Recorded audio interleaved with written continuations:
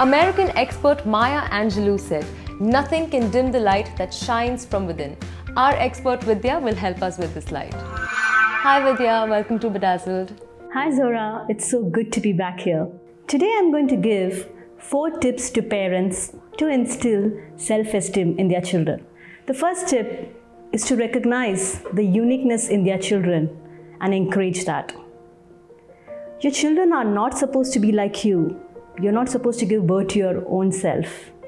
So how many of you have told your children, why can't you be like me? Why can't you learn maths the way I learned at the age of 11? So this is what I realized about my own sons. My son is not supposed to be me. What makes him happy doesn't make me happy, and that's completely fine.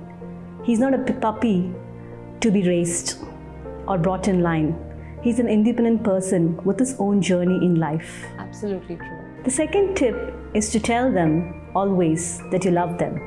Full stop. You love them not because they are good in maths or good in science or because they are amazing at arts. You just love them for who they are. The third tip is they can tell you anything and everything.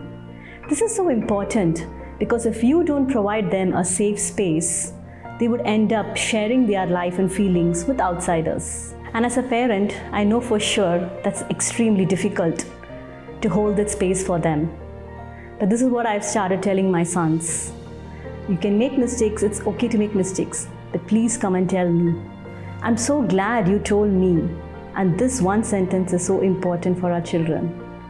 Because as they grow up, they may end up being associated with people who do worse things. And we should be there as parents to give them our unconditional support. And the last and the fourth tip is for them to have an opinion and allow them to argue with you. Because if they can't argue with you, who else can they do that? They have to learn from you to have healthy arguments, because that's how life is going to be for them. Because they can then stand up for themselves when they're in a situation where they disagree with others. So I've changed my thinking. Before I used to tell my sons, this is my house, you do as I ask you to do.